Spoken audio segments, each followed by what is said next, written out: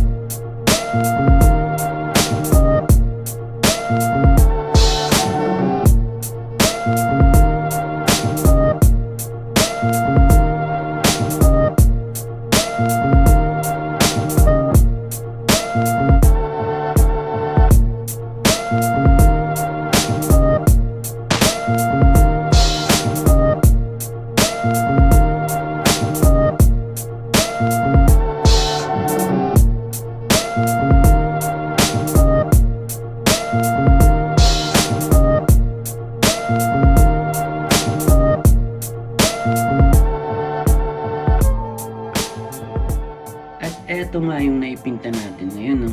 Siyempre hindi pa tapos yan, kaya itutuloy pa natin. Thanks for watching!